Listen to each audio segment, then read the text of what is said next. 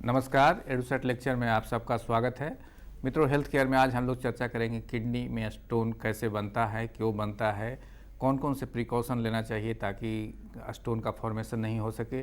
साथ ही किडनी का स्टोन है कि नहीं, इसकी डायग्नोसिस कैसे होता है, क्या डाइट लिया जाए ताकि किडनी स्टोन नहीं हो, अगर होने के बाद भी कौन कौन सी सावधानियाँ बरतनी चाहिए और कौन कौन से खान पान में परिवर्तन किया जाना चाहिए, इन सभी बिंदुओं पर हम लोग चर्चा करेंगे। और चर्चा के लिए स्टूडियो में हैं जाने माने डॉक्टर अंकुर गुप्ता। आप दिल्ली के लीडिंग हॉस्पिटल में किडनी स्पेशलिस्ट हैं और कई सालों का आपका अनुभव है, तो निश्चित तौर पे आपके ज्ञान का लाभ मिलेगा और लोगों को ये समझने में लाभदायक साबित होगा कि आखिर किडनी के स्टोन की बीमारी कैसे पहचाना जाए, कैसे उसका निदान हो और क्या क्या प्रिकॉशन बरता जाए। तो इस उम्मीद के साथ आमंत्रित करता हूं कि आप अपना चर्चा शुरू करें। थैंक यू अमरिंदर जी, बहुत बहुत धन्यवाद यहाँ पर बुलाने के लिए। आज जैसे अमरिंदर जी ने बताया, हमारा विषय रहेगा किडनी स्टोन्स, जो कि काफ़ी कॉमन है और काफ़ी इग्नोर्ड प्रॉब्लम है। हम लोग मिस कर देते हैं, ध्यान नहीं देते अपनी किडनीज़ के बारे में, और लेट स्टेज में हमें पता चलती है किडनी में प्रॉब्लम्स। मैं अपने टॉक में इंट्रोडक्शन थोड़ा सा दूंगा, उसके बाद basically calcium salts, uric acid, magnesium, cystine, जो अलग अलग केमिकल्स एंड प्रोडक्ट्स हैं बॉडी के, जो कि नॉर्मली भी होते हैं पर एबनॉर्मल कॉन्सेंट्रेशन में किडनी स्टोन्स बनाते हैं, उसके बारे में बात करेंगे। साथ ही साथ हम कुछ ऐसे टेस्टों के बारे में बात करेंगे जो कि आवश्यक हैं इस किडनी स्टोन के डायग्नोसिस को बनाने के लिए। क्या होते हैं kidney stones? Kidney stones basically हमारे किडनीज़ की जो ट्यूब्यूल्स होते हैं उसमें, या पेशाब के रास्ते जिसे हम यूरेटर बोलते हैं, या पेशाब की थैली या ब्लैडर जिसे बोलते हैं, ये किसी भी एरिया में बन सकते हैं। जो नॉर्मल मेटाबॉलिक प्रोडक्ट्स होते हैं हमारी बॉडी में, जो कि फिल्टर होके आते हैं किडनी द्वारा, उनका कॉम्पोजिशन वो इकट्ठा होके कई बार एबनॉर्मल कॉन्सेंट्रेशन में इकट्ठा हो जाता है, और जो कि उसकी सोल्युबिलिटी प्रोडक्ट होता है जिस पे वो नॉर्मली यूरिन के थ्रू डिजॉल्व होकर निकल जाता है, उस कॉन्सेंट्रेशन से जब ज़्यादा हो जाता है तो वो इकट्ठा होकर एक स्टोन बना देता है। क्या क्या कंडीशंस ऐसी हैं जो किडनी स्टोन फॉर्मेशन में प्रोग्रेस करती हैं किडनी स्टोन की प्रॉब्लम को? जैसे हाई कॉन्सेंट्रेशन, जो मेटाबॉलिक प्रोडक्ट्स, कोई भी मेटाबॉलिक डिसऑर्डर है जिसमें कॉन्सेंट्रेशन बढ़ जाती है मेटाबॉलिक प्रोडक्ट की, वो प्रोग्रेस करती है किडनी स्टोन फॉर्मेशन को। यूरिन की जो एसिडिटी है, या नॉर्मली यूरिन हमारा एसिडिक होता है, अगर उसकी यूरिन की एसिडिटी चेंज हो जाती है, ज़्यादा एसिड हो जाए तब भी वो स्टोन फॉर्मेशन करती है, अगर एसिड से वो एल्कलाइन फेज में चला जाए तब भी वो स्टोन फॉर्मेशन करता है।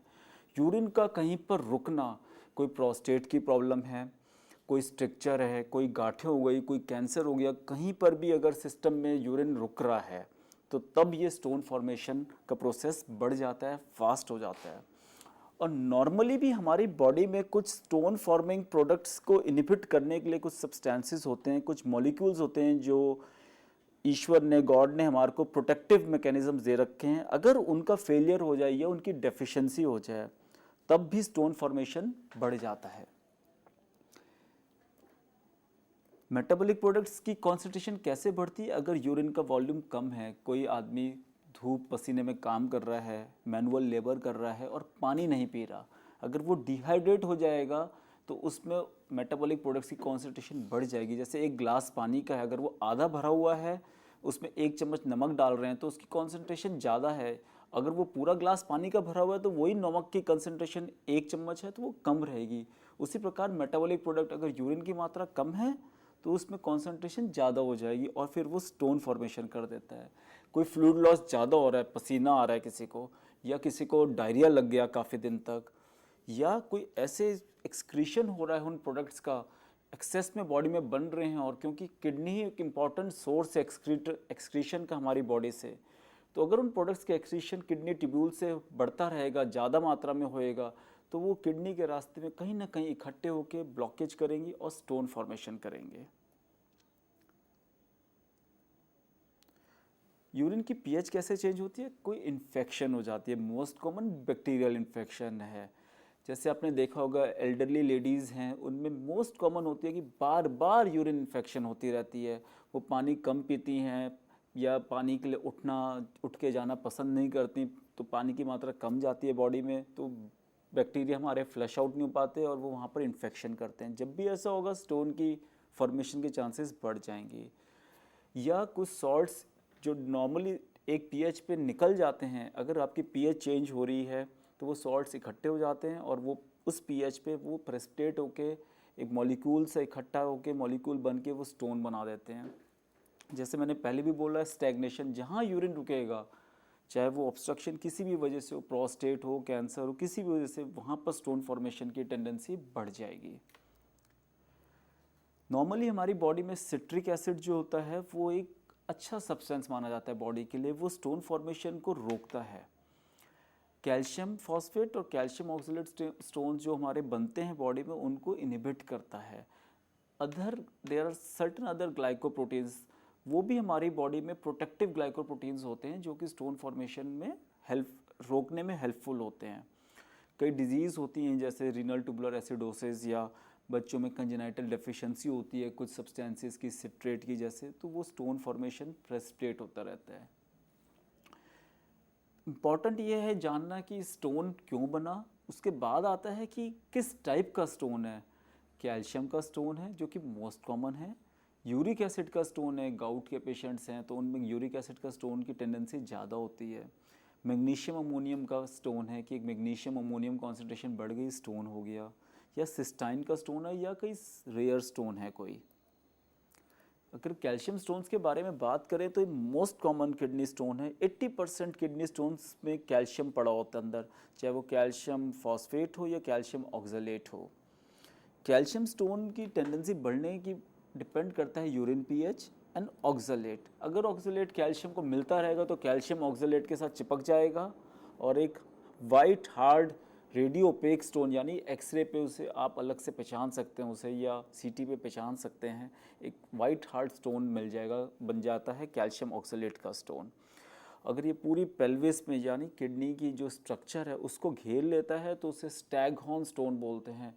जैसे हिरण के सींग होते हैं इतना बड़ा, पूरा एक किडनी को घेरता हुआ स्टैगहॉर्न स्टोन बन जाता है। या कई बार छोटे छोटे किंकड़ जैसे पतले स्टोन्स यूरेटर या पेशाब के रास्ते में इकट्ठे हो सकते हैं, वो भी कैल्शियम के यूजुअली होते हैं, या जिन्हें हम बोलते हैं कंक्रीशंस या रेत के जैसे स्टोन हैं।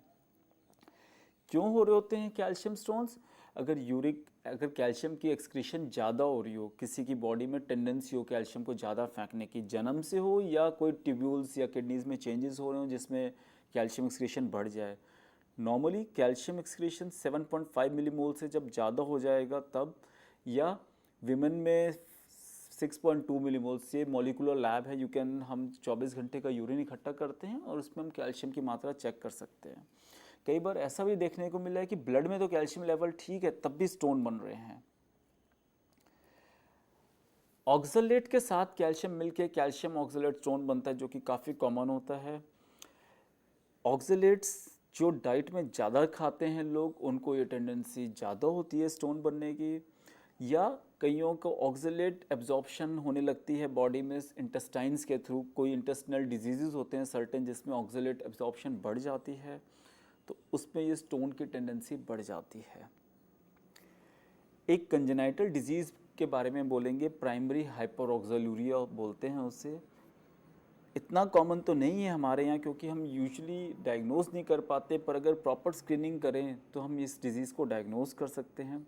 उसमें देखा जाता है कि जन्म से ही ऑक्सलेट की एक्सक्रीशन की टेंडेंसी ज़्यादा होती है। लगभग 400 मिलीमोल्स पर डे से ज़्यादा एक्सक्रीशन होने लगता है ऑक्सलेट का।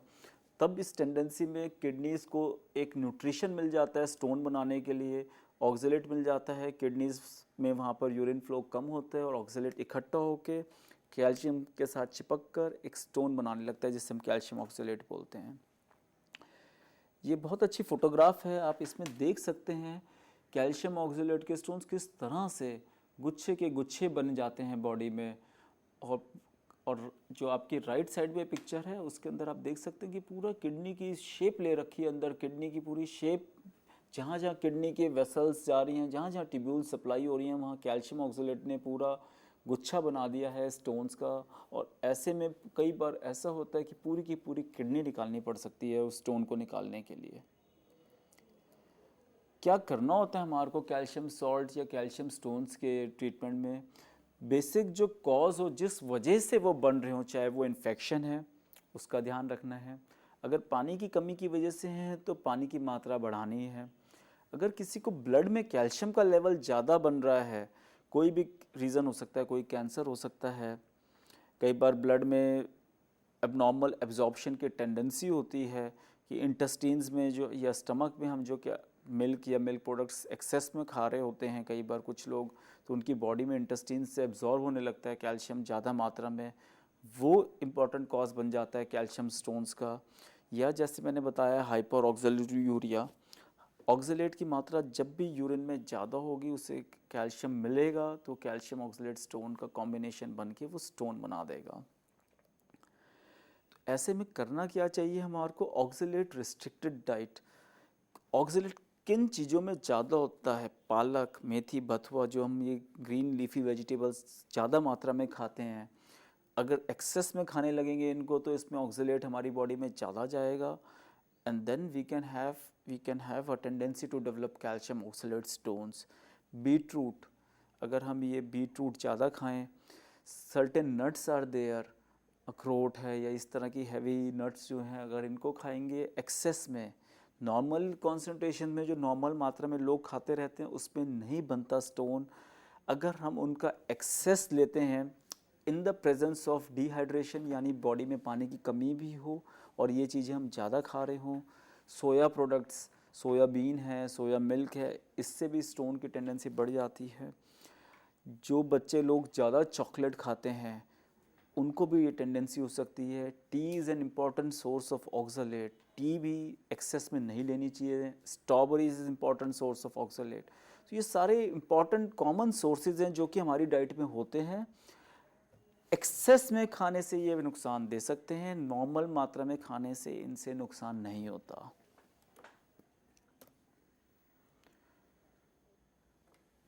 Last important part of treatment is increased water intake. पानी खूब पीजिए, फ्रेश जूसेस खूब लीजिए, लिक्विड्स, लस्सी, नमकीन लस्सी, मीठी लस्सी एक्सेस में लीजिए, आपकी डिहाइड्रेशन ना हो पाए, यूरिन का फ्लो मेंटेन रहे, यूरिन रास्ते में ना रुकेगा तो ये स्टोन्स बनने की टेंडेंसी बढ़ जाएगी। तो bottom line is increase water intake, पानी किसी भी फॉर्म में लीजिए और एक्सेस में लीजिए। होता क्या है कि स्टोन टेंडेंसी जो है रात में ज़्यादा होती है। हम लोग दिन में पानी पीते रहते हैं, काम करते रहते हैं, रात में डिहाइड्रेशन 8 घंटे या 10 घंटे के एपिसोड्स डिहाइड्रेशन के ज़्यादा होते हैं, क्योंकि हम रात में 9 बजे 10 बजे खाना खा के सो गए, सुबह 6-7 बजे उठने के बाद पानी ले रहे हैं, तो रात के जो 8-10 घंटे हैं इसमें स्टोन टेंडेंसी बॉडी की बढ़ती है। जिन लोगों को इस स्टोन्स की प्रॉब्लम है या जिनको बॉर्डर लाइन है, यानी कि they have a tendency, family history है, तो दे शुड बी कॉशियस, उनको कॉशन लेनी है कि रात में भी पानी लें। अगर वो उठते हैं यूरिन के लिए 1 या 2 बार तो डेफिनेटली पानी की मात्रा रात में बढ़ाएं, पानी पी के सोएं, और रात में 2 बजे 3 बजे अगर उठें तो ज़रूर पानी लें, जिससे रात को डिहाइड्रेशन ना हो। अब नेक्स्ट हम बात करेंगे यूरिक एसिड स्टोन्स। 8 से 10% किडनी स्टोन्स, जैसे 80% कैल्शियम के होते हैं तो 8-10% यूरिक एसिड के स्टोन्स होते हैं। ज़रूरी नहीं है कि हर आदमी को यूरिक एसिड ब्लड में भी ज़्यादा हो उससे यूरिक एसिड स्टोन के, या गाउट हो, विदाउट गाउट भी, विदाउट हाइपर यूरिसीमिया भी यूरिक एसिड के स्टोन्स बन सकते हैं। कब बनते हैं वो स्टोन्स? जब एसिडिक यूरिन हो। नॉर्मली हमारी यूरिन की पीएच अराउंड 6 होती है, which is normally it is also acidic in nature.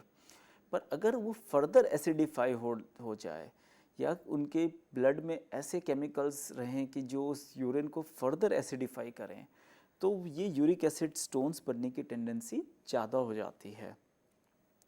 छोटे छोटे होते हैं, येलो फिश जैसे नज़र आते हैं, पर अगर ये इकट्ठे हो जाएं तो किडनी का पूरा आकार ले सकते हैं, बड़ा रूप धारण कर सकते हैं। नॉर्मली एक्सरे में ये नहीं पकड़ में आते क्योंकि ये रेडियोल्यूसेंट स्टोन होते हैं।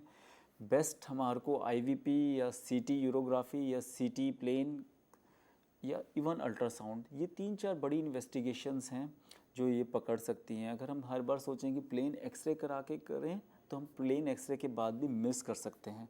सो जिन लोगों को इसकी टेंडेंसी है या आपके डॉक्टर को इसका डाउट है तो खाली प्लेन एक्सरे करा के we shouldn't stop with the plain x-ray, we should go in for a CT scan or a ultrasound, and probably ultrasound आजकल सब जगह अवेलेबल है, so we shouldn't miss the diagnosis of kidney stones.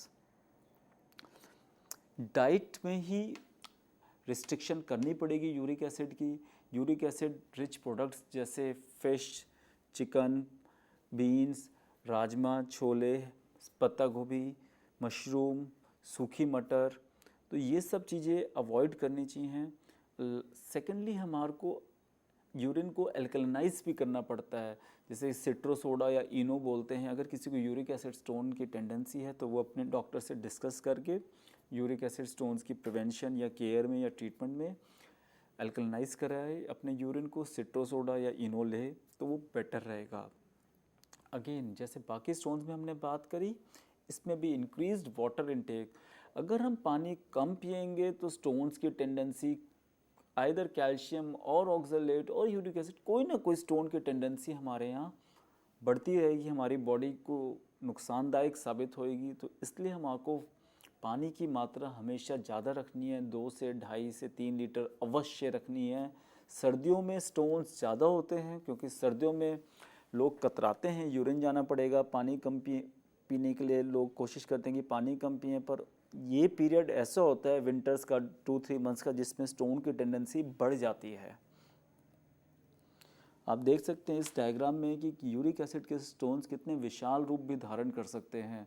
पूरे के पूरा uric acid इकट्ठा हो रखा है और किडनी को ये नुकसानदायक साबित होते हैं. लॉन्ग टर्म में किडनी का फंक्शन डिटोरेट हो जाता है, उसमें ऑब्स्ट्रक्शन हो जाती है, इन्फेक्शन हो जाती है. तो मल्टीपल कॉम्प्लिकेशन स्टोन की ब्लीडिंग के साथ प्रेजेंट करते हैं पेशेंट्स, पेन के साथ प्रेजेंट करते हैं. तो स्टोन्स पूरा किडनी और किडनी से जो नीचे का रास्ता है उसको ख़राब करता रहता है, उसको इरोड करता रहता है और वहाँ पर अल्सर्स, जख्म, पेन, ब्लीडिंग, ये सारी कॉम्प्लिकेशंस कॉज करता है.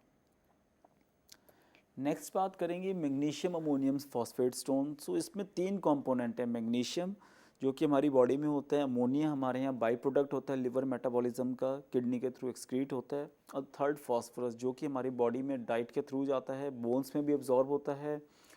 पर अगर उसकी मात्रा एक्सेस में हो जाए या किडनी को ऐसा एनवायरनमेंट मिले कि जिसमें स्टोन की टेंडेंसी बढ़ जाए तो ये मैग्नीशियम अमोनियम फॉस्फेट का स्टोन बना देता है और इसे स्ट्रूवाइट स्टोन भी बोलते हैं. बेसिक इसमें प्रॉब्लम होती है, जैसे बाकी स्टोन्स में डिहाइड्रेशन इंपॉर्टेंट प्रॉब्लम है, इसमें मेन प्रॉब्लम इन्फेक्शन होती है. सो जैसे मैंने पहले बताया था कि लेडीज़ को टेंडेंसी ज़्यादा होती है यूरिन ट्रैक इन्फेक्शन की, so they should be more cautious. और ये स्टोन छोटे छोटे स्टोन्स की तरह से नहीं है जो बाकी यूरिक एसिड या कैल्शियम के स्टोन छोटे छोटे रह जाते हैं. ये पूरा एक बड़ा आकार ले लेता है किडनी का, इन्फेक्टेड किडनी के रूप में प्रेजेंट करता है. यूजली उसमें ऑर्गेनिज्म प्रोटियस इन्फेक्शन होती है जो कि यूरिया को अमोनिया में कन्वर्ट करता है. So those patients, those individuals जिनको प्रोटियस इन्फेक्शन हो रही होती है, उनकी बॉडी में अमोनिया लेवल ज़्यादा बन रहा होता है, उनको ये टेंडेंसी बढ़ जाती है स्टोन की होने की. यूरिन एल्कलाइनाइज हो जाता है, इसमें यूरिन की जो नॉर्मल एसिडिक पीएच है वो ख़त्म हो जाती है और यूरिन एल्कलाई फेज़ में चला जाता है और ये स्टोन बनने शुरू हो जाते हैं और फिर ये पूरा किडनी का रूप ले लेता है ये बड़ा स्टोन बन के. जो बड़ा स्टोन बनता है स्टूवाइड स्टोन का रूप जब बड़ा रूप धारण कर लेता है उसे स्टैगहॉर्न स्टोन बोलते हैं. और अगर हम सारे स्टैगहॉर्न स्टोन्स की बात करें तो मेजॉरिटी 75% सारे स्टैगहॉर्न स्टोन जो होते हैं वो इसी कंपोनेंट के होते हैं, मैग्नीशियम अमोनियम फॉस्फेट. सो इसके ट्रीटमेंट में हमारे को इन्फेक्शन का ट्रीटमेंट, अगर हम इन्फेक्शन को ठीक करेंगे, इन्फेक्शन की केयर करेंगे तो इस स्टोन की टेंडेंसी इस वाले स्टोन की कम से कम हो जाएगी. यूरिन को एसिडिफाई करना होता है, हम बोलते हैं सिट्रिक एसिड या सिट्रिक जूसेस ज़्यादा लीजिए. ये यूरिन जब एसिडिफाई होगा तो उसकी पीएच चेंज हो जाएगी और उसको वो एनवायरनमेंट नहीं मिलेगी स्टोन को कि बढ़ने के या उस बैक्टीरिया को इन्फेक्शन को ग्रो करने की वो एनवायरनमेंट नहीं मिलेगी. और लास्ट में अगेन वाटर इनटेक हमेशा इंपॉर्टेंट है. वाटर इनटेक अच्छा रहेगा तो वहाँ स्टोन बनने की चांस कम होगी, डिहाइड्रेशन कम होगा और फ्लशिंग होती रहेगी. इस पिक्चर में आप देख सकते हैं ये पूरा स्टोवाइड स्टोन है, इतना बड़ा स्टोवाइड स्टोन जो कि पूरी किडनी को घेर रखा था उसने, और इसे ऑपरेट करके जब निकाला गया तो इस तरह का स्टोन निकला ये पूरा। सो आप सोच सकते हैं कि आपकी किडनी पर इसने कितना लोड पहुंचाया होगा, कितना डैमेज करा होगा और कितनी इन्फेक्शन फैली होगी इतने बड़े स्टोन से। नेक्स्ट बात करेंगे सिस्टीन स्टोन्स के बारे में। सिस्टीन हमारी बॉडी में होता है, नॉर्मली ये शांत होता है सिस्टीन, पर कुछ कंडीशंस में ये एग्रेसिव रूप का धारण कर लेता है और ये एक rare type of kidney stone है, नॉर्मली कम मिलता है। सल्फ़र कंटेनिंग स्टोन होते हैं। कुछ बच्चे या जन्म से कुछ इंडिविजुअल्स को प्रॉब्लम होती है, जेनेटिक डिफेक्ट होता है जिसमें वो सिस्टीन एक्सेस पे सिक्रीट करते हैं अपने यूरिन में। अगेन एसिडिक यूरिन में ही बनता है। अगर हम अपनी यूरिन की पीएच चेंज कर देंगे तो इसकी चांसेस कम हो जाएंगे स्टोन की बनने की, क्योंकि अगर हम पीएच बढ़ा देंगे, अल्कलाइन पीएच कर देंगे तो वो सिस्टीन उसमें टिक नहीं पाएगा, इकट्ठा नहीं हो पाएगा, डिज़ोल्व होके वो निकल जाएगा। फेंट सा स्टोन होता है, एक्सरे में कई बार नहीं पिक हो पाता, so we need to do a ultrasound और a CT scan to pick up this stone. इसमें अगेन फ्लूइड इनटेक बढ़ाना है जिससे सिस्टीन आपके पेशाब के रास्ते में, यूरिन के ट्रैक्ट में ना इकट्ठा हो पाए। डाइटरी चेंजेस करने पड़ेंगे, पीएच हमारे को अल्कलाइन करनी पड़ेगी। एसिडिक पीएच अगर रहेगी तो फिर सिस्टीन बने इकट्ठा होएगा और सिस्टीन स्टोन बनेगा। अगर अल्कलाइन पीएच कर देंगे डाइट से तो हमारी चांसेस हैं कि हम अपने यूरिन में इस सिस्टीन को रोक लें इकट्ठा होने से। और there are certain drugs, penicillamine which can bind to cystine, के साथ वो बाइंड करके it forms a compound which is more soluble than cystine, तो वो आपके पेशाब के रास्ते में नहीं रुकेगा और वो स्टोन नहीं बनेगा। इस डायग्राम में आप देख सकते हैं सिस्टीन ये सल्फ़र कंटेनिंग स्टोन होता है। So you can have a look and see कितना बड़ा विशाल स्टोन है ये, और इसमें सल्फ़र की मात्रा आपके येलो कलर जो आ रहा है बेसिकली ये कलर सल्फ़र का है और सिस्टीन का स्टोन की टिपिकल पिक्चर है ये। क्या क्या इन्वेस्टिगेशंस हमारे को करनी होंगी किडनी स्टोन अगर बनता है और उसको रिमूव करना है? सो chemical analysis of the stone is very important. अगर आप कोई भी सर्जरी करते हैं और उसमें स्टोन निकालते हैं तो आप उसको लैब में ज़रूर एनालिसिस के लिए भी भेजिए, और आप एज अ पेशेंट अपने डॉक्टर से रिक्वेस्ट कर सकते हैं कि सर जब भी हमारी पेशेंट की आप सर्जरी के बाद स्टोन निकले तो kindly send that stone for analysis. This will tell you कि किस टाइप का स्टोन है, क्योंकि सीटी स्कैन, अल्ट्रासाउंड्स, इतनी इन्वेस्टिगेशंस के बाद भी मेजॉरिटी ऑफ द टाइम्स हम नहीं बता पाते उन लैब पिक्चर्स को देख के, सीटी की फिल्म्स को देख के कि किस टाइप का स्टोन होगा, इसका कॉम्पोजिशन क्या होगा। क्योंकि अगर आप कॉज आइडेंटिफाई कर लेंगे तो आप डायरेक्टेड या गोल डायरेक्टेड या उस कॉज डायरेक्टेड ट्रीटमेंट उस पेशेंट को दे पाएंगे। तो इम्पॉर्टेंट है कि उस कॉज को आइडेंटिफाई करें और हम पेशेंट को उस तरह से एडवाइस करें कि देखिए ये आप ऐसे, ये आपका स्टोन ये वाला स्टोन है, ये आपका स्टोन एसिडिक यूरिन में बन रहा है और आपको ये स्टेप्स लेने हैं। So therefore investigations are very very important for diagnosis of stone and even after their removal. Important बात स्टोन्स में ये होती है कि इनमें रिकरेंस का रिस्क काफ़ी ज़्यादा है। 50 to 60% of the stones recur. So अगर किसी को एक बार स्टोन हुआ है तो उसके पास टेंडेंसी है दोबारा स्टोन को रिकर होने की। सो फ्यूचर में ना हो ये स्टोन, इसलिए हमारे को ये सारे स्टेप्स उठाने पड़ते हैं। अगर आपको स्टोन नहीं बना, even then you should get all the investigations, relevant investigations done like calcium level, uric acid। कई बार बॉर्डरलाइन केसेस हैं कि उसमें कंक्रीशंस आए हैं और पर अभी स्टोन का रूप धारण नहीं किया।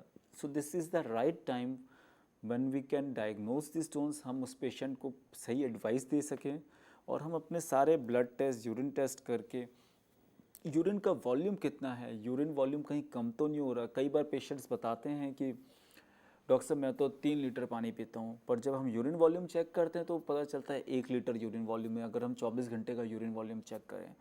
सो कई बार पेशेंट्स प्रॉपर नहीं बता पाते, गैस वर्क से बताते हैं कि हम इतना पानी पी रहे हैं, पर urine volume is an important measurement कि 24 घंटे में जितना यूरिन आया हम बोलते हैं पेशेंट को इकट्ठा करो, तो हम एग्जैक्ट नाप के बता सकते हैं कि आप देखिए आपका यूरिन वॉल्यूम 1 लीटर है, तो आप जो सोचते हैं मैं 3 लीटर पानी पीता हूँ, तो वो ठीक नहीं है।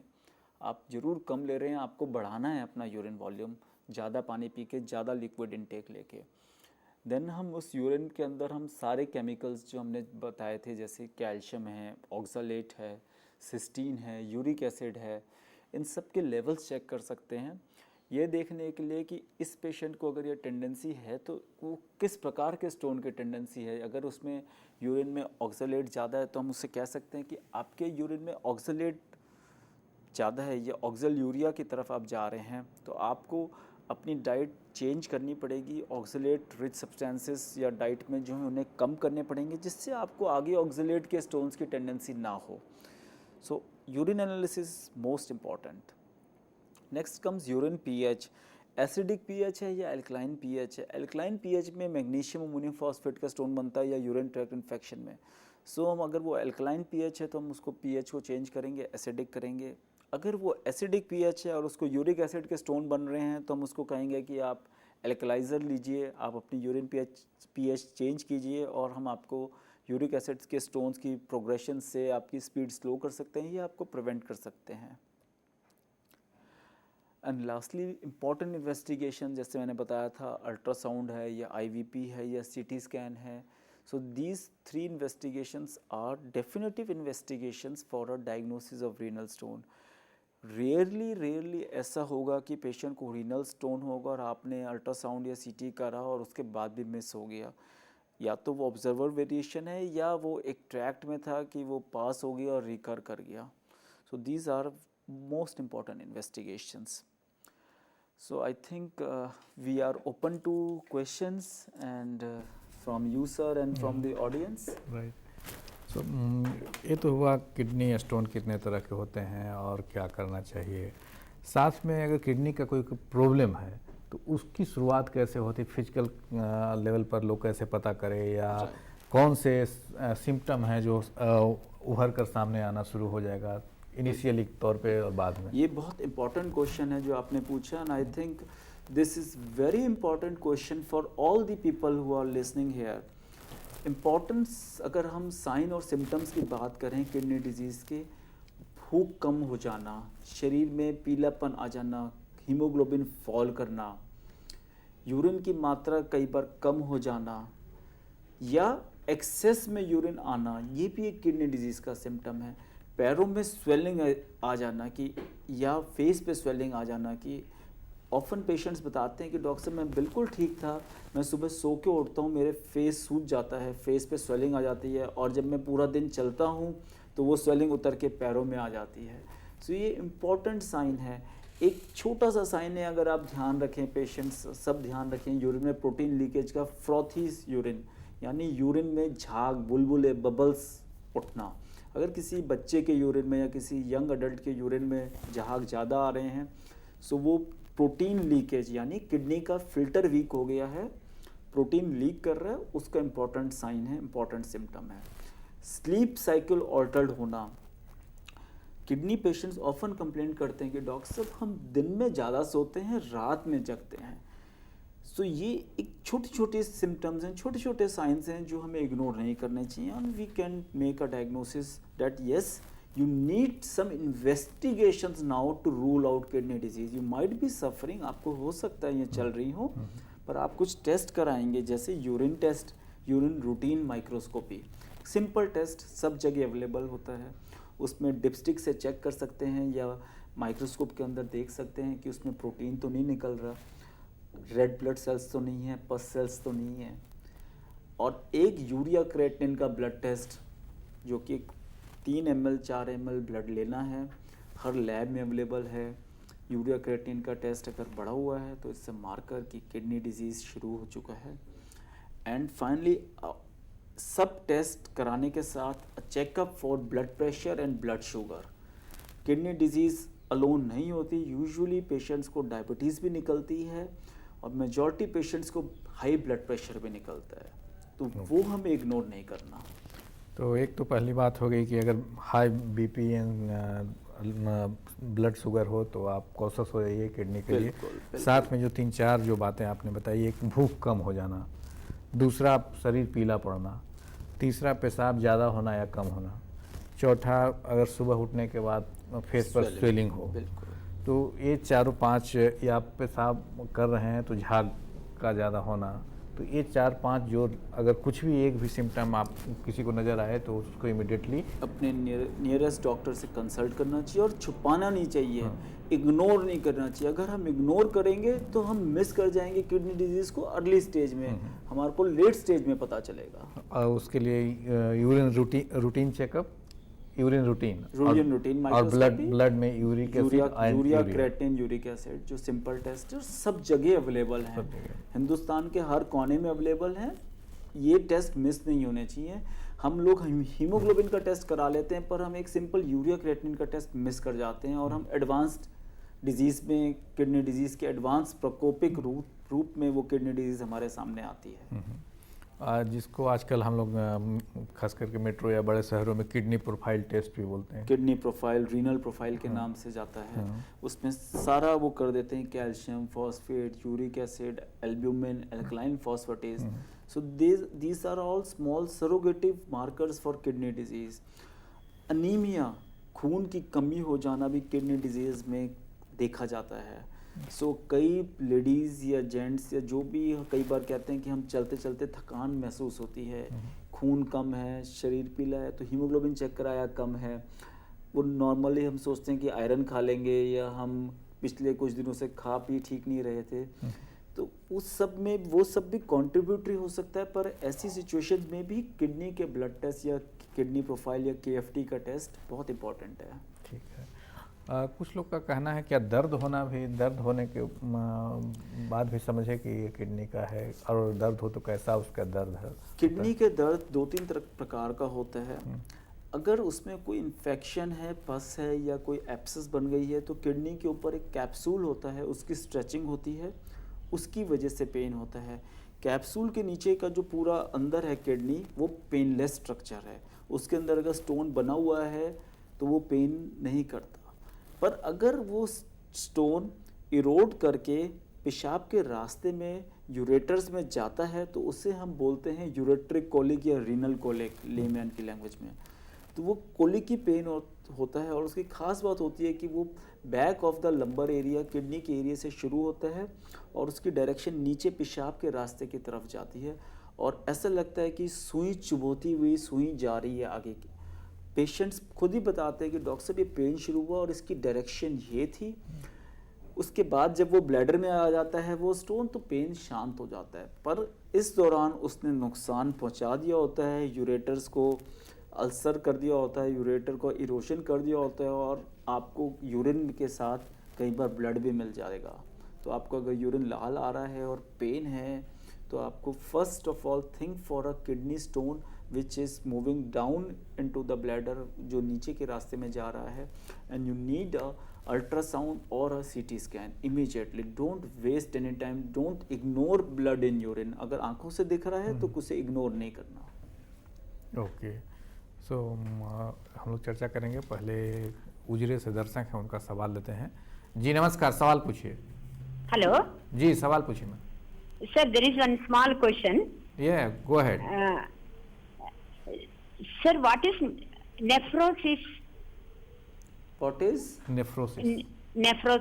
Nephrosis. So nephrosis is a layman term which suggests swelling of the kidneys. So basically nephrosis swelling of the kidneys है, वो किसी भी कॉज से हो सकती है। कई बार उससे आपकी जब प्रोटीन लीकेज बढ़ जाती है किडनी के थ्रू तो उसमें भी किडनी पे स्वेलिंग आ सकती है और उस नेफ्रोसिस हमारी जनरलाइज बॉडी स्वेलिंग के रूप में भी मैनिफेस्ट कर सकती है, जैसे जिसको हम बोलते हैं एडिमा हो गया या एनासार्का हो गया। सो नेफ्रोसिस इज अ वेग term, it is not a diagnosis. Okay, कुछ लोगों का जैसे कहना होता है कि पेशाब रुक कर आ रहा है, तो वो किस चीज़ का कारण है, खास करके एल्डरली लोगों में?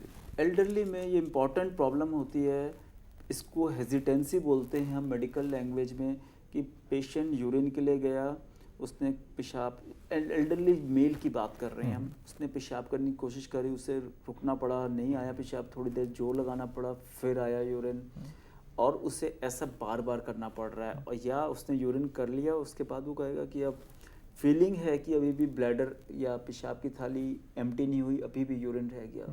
तो एल्डरली में मोस्ट कॉमन कॉज इसका प्रोस्टेट या गदूद होता है, प्रोस्टेट की एनलार्जमेंट होती है, और majority it is benign enlargement of prostate.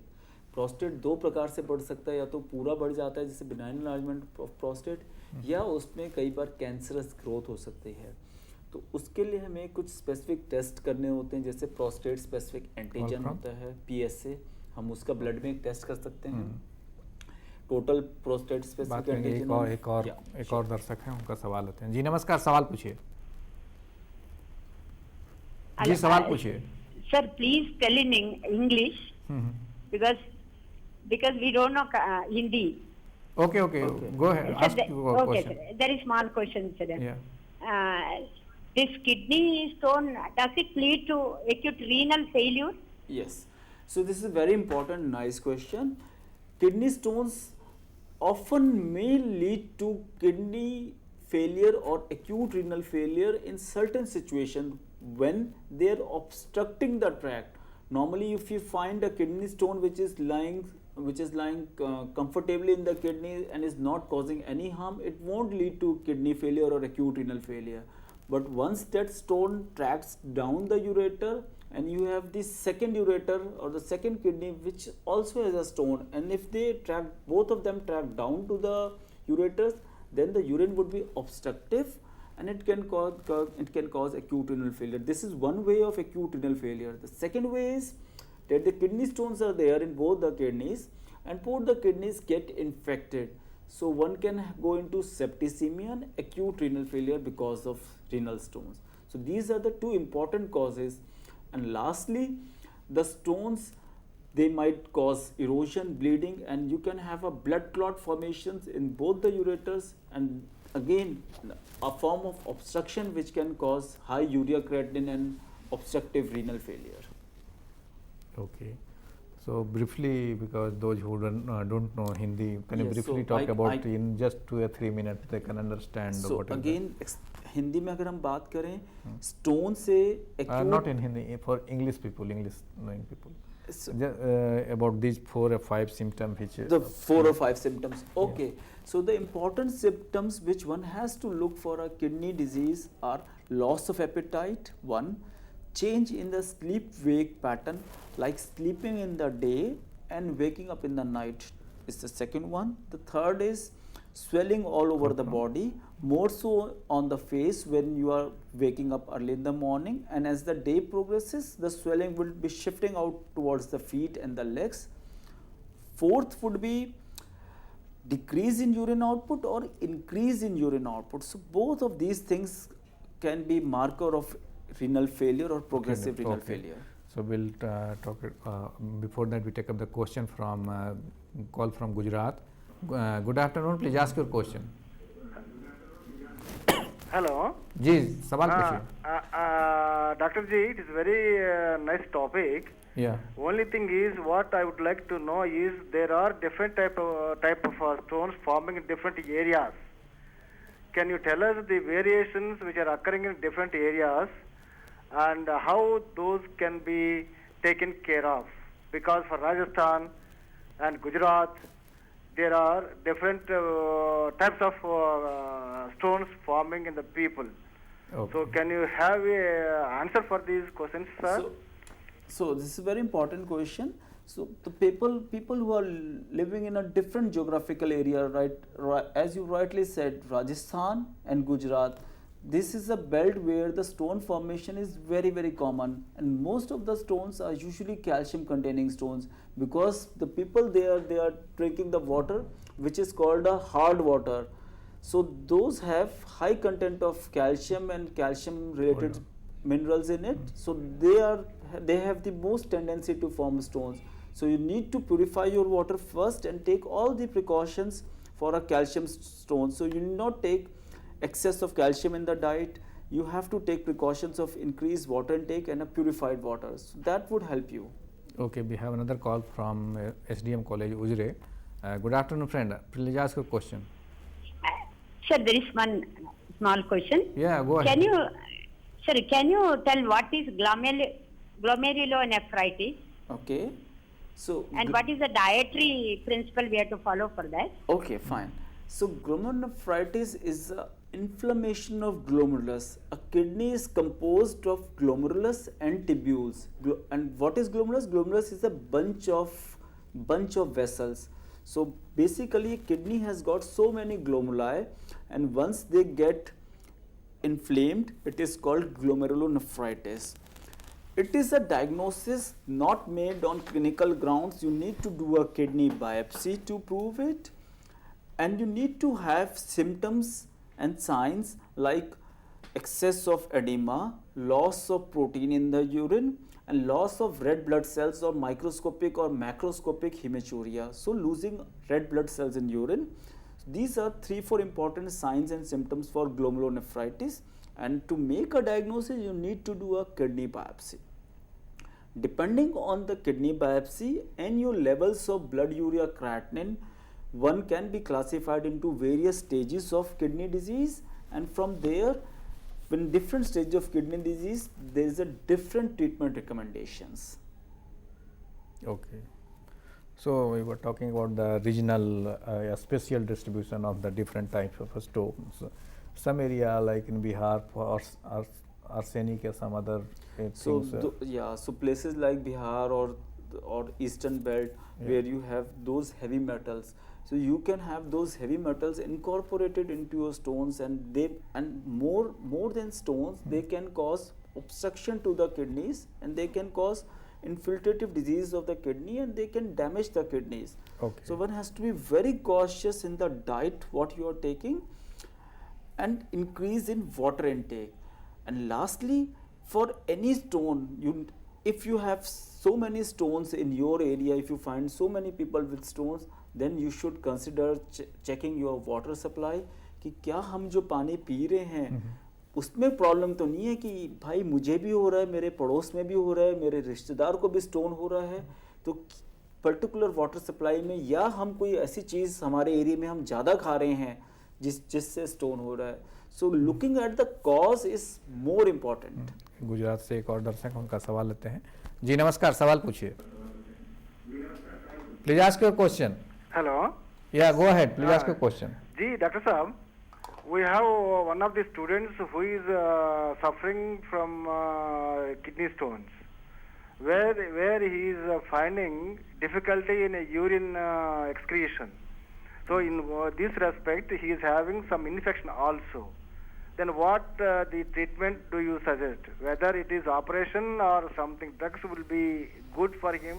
Can you tell us? So it depends on the size of the stone, one, and location of the stone.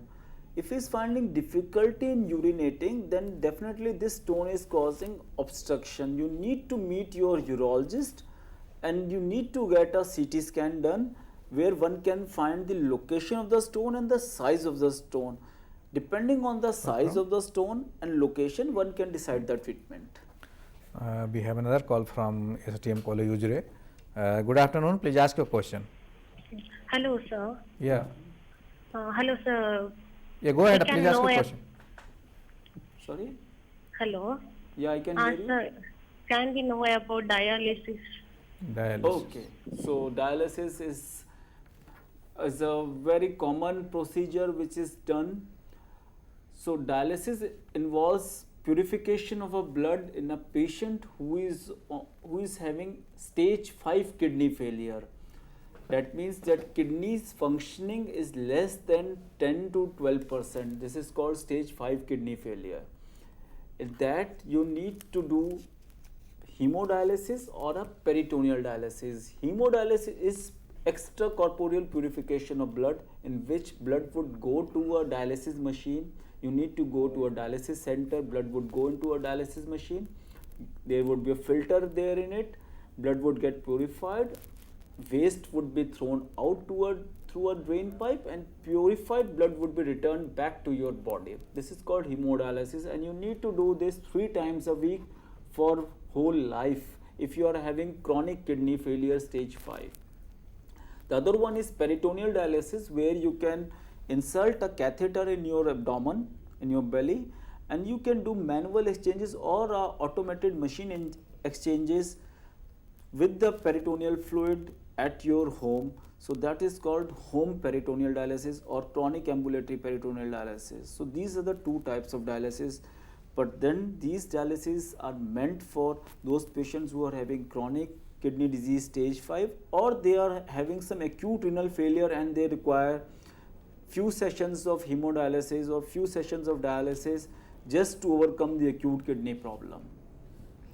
So the failure of kidney is different from the stone, Yes, and that yes. that is caused by which reason? So kidney failure, the most common cause in Western world as well as in our country is diabetes. Uncontrolled blood sugars leading to kidney disease, kidney failure, kidney loss of proteins, and stage 5 kidney disease. So diabetes is most common, then comes hypertension, and then comes so many glomerular disease, so many tubular disease.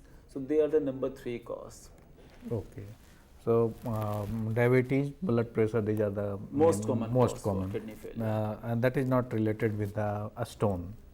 A stone They are, can't they are different. lead to the kidney failure. Stone can also lead to kidney failure, but in chances of stone leading to kidney failure are relatively less as compared to the above 2 disorders like diabetes or hypertension. This I am saying because usually in the current era we diagnose stones at an early stage, but if the stones are diagnosed and not taken care of, or they are not diagnosed, then stones involve whole of the kidney. It might get infected, and sometimes we need to take out the whole kidney itself in an effort to save person from infection, or in an effort to take in an effort to prevent that infection from spreading to the body. So in that cases it can cause infection and kidney failure, or obstruction and kidney failure. Okay. Now we come to the treatment part. What is the available option before the patient to go either for the kidney stone treatment, laser treatment, other treatment? There are so many. Yeah. So The type of treatment depends on the type of the stones, one, the location of the stone, the size of the stone. So commonly we are having ESWL, that is called laser, extracorporeal shock wave lithotripsy, that can be done. Other common thing is that we are doing endoscopic or cystoscopic or ureteroscopic removal of stones, where we pass a cystoscope या दूरबीन के रास्ते हम जाते हैं और यूरेटस में देखते हैं कहाँ पर स्टोन है, उसको निकाल लेते हैं, या आजकल हम RIRS करके एक टेक्निक है उसको भी यूज़ करते हैं. We can take out stones from almost all part of the kidneys. पहले हम जैसे कहते थे कि स्टोन किडनी में पड़ा हुआ है, कुछ नहीं कर रहा, 8 mm का है या 10 mm का बिनाइन पड़ा हुआ है, उसे छोड़ देते थे. But now we have the latest technologies and people are doing surgical interventions, and we try to take out each and every stone, because if you leave a stone it can cause infection in later part. Okay. So depending on the location, depending on the size of the stone, कई बार जैसे मैंने बताया कि उसमें stone ही इतना बड़ा हो जाता है कि उसको तोड़ना ही मुश्किल है, निकालना ही मुश्किल है, तो पार्शियल नेफ्रेक्टमी भी करनी पड़ती है या कंप्लीट किडनी निकालनी पड़ सकती है. Okay. So that is very dangerous कि अगर स्टोन इतना बड़ा हो गया और आप उस स्टेज तक पहुंच गए हैं, तो दैट मीन्स आप अगर हमने आपकी एक किडनी निकाल ली, तो then every burden of the body is on the second kidney. So we have to be very cautious and we have to do all the precautions कि हम उस स्टोन को उस स्टेज तक ना पहुंचने दें, पहले डायग्नोज कर लें, पहले ही कुछ ट्रीटमेंट कर लें. ये जो किडनी स्टोन का ट्रीटमेंट है या जो प्रोसेस है, इसमें कितने खर्च आते हैं? क्योंकि बहुत लोग सोचते हैं खर्च ज़्यादा है तो मैं नहीं कराऊँ, खास करके जिनके पास पैसे नहीं है, तो उनके लिए और क्या ऑप्शंस हैं अवेलेबल? देखो, बेस्ट तो है कि आप स्टोन को अर्ली पकड़ लें.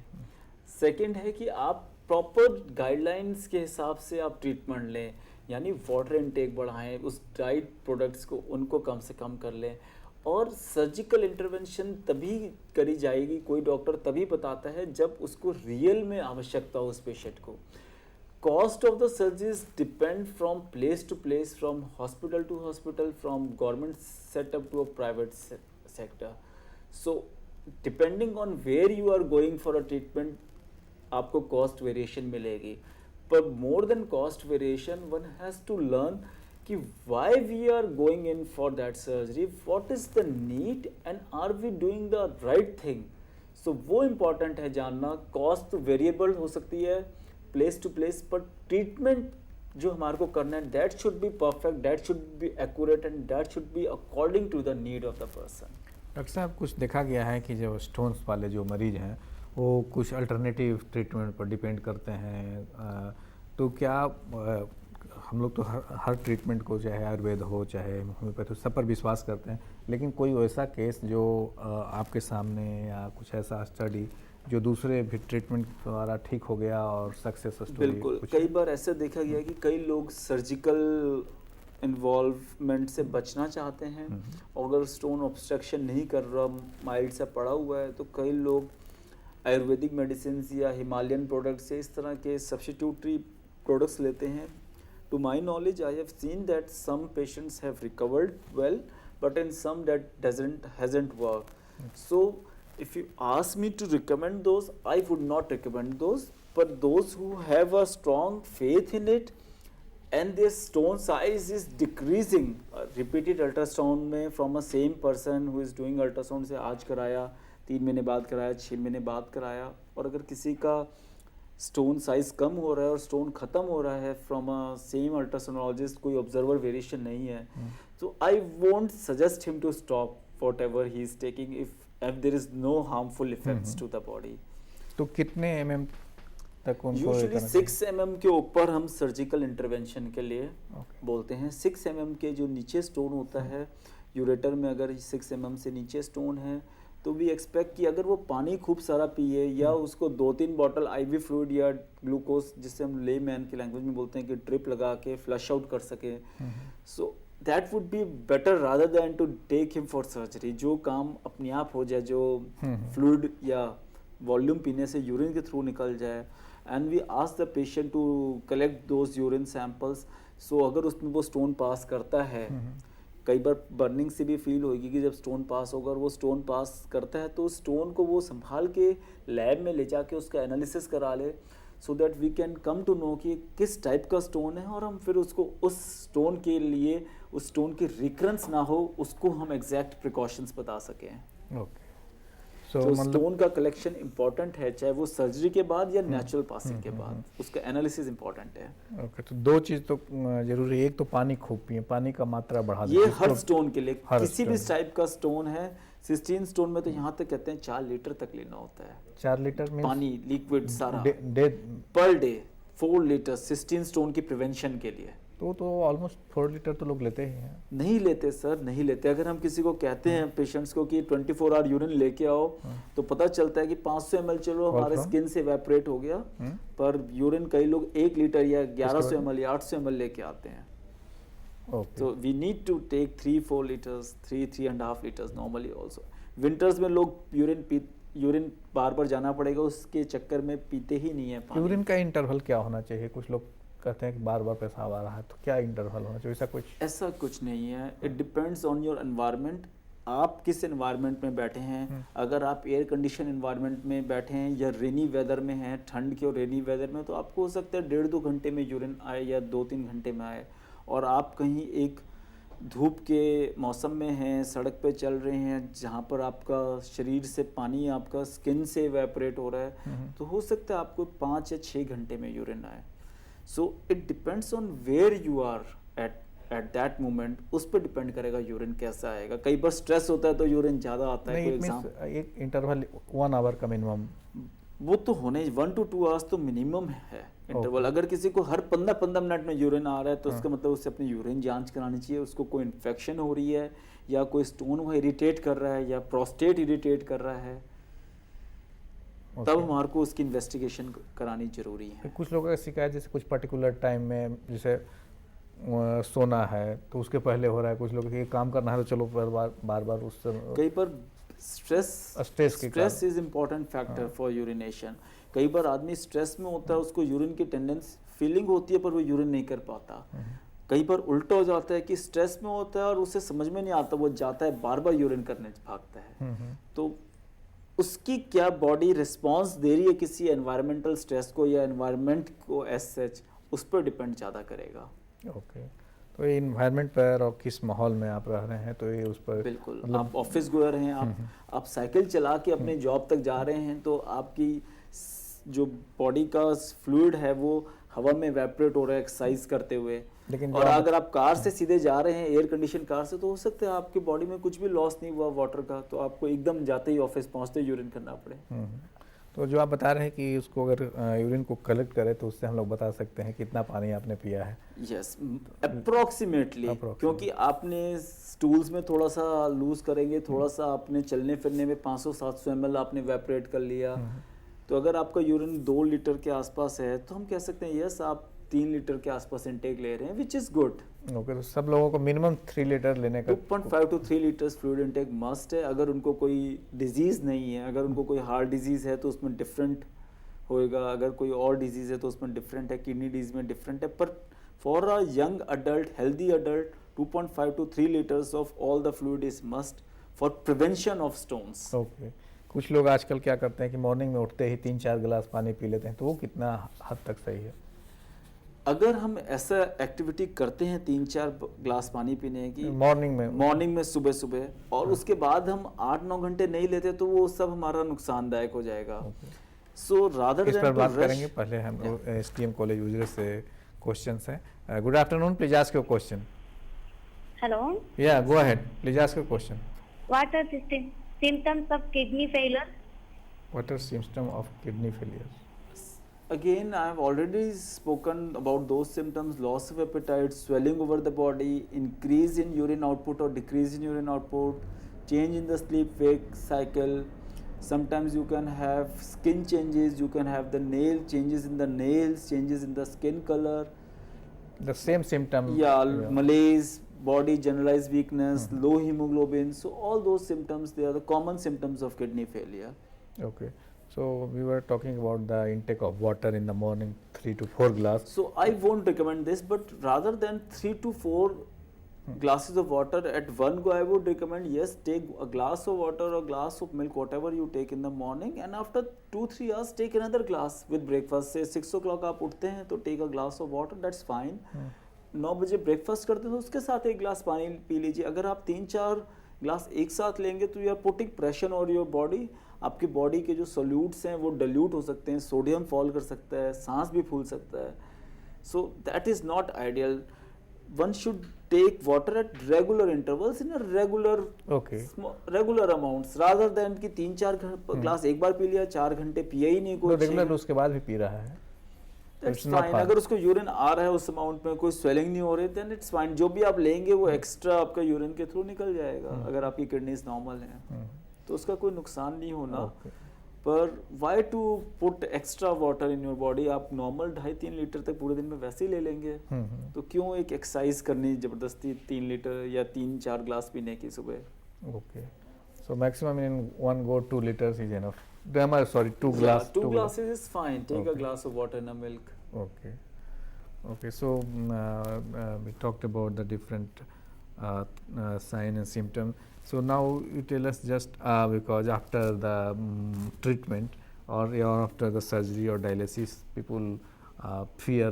So what is the fear related to this?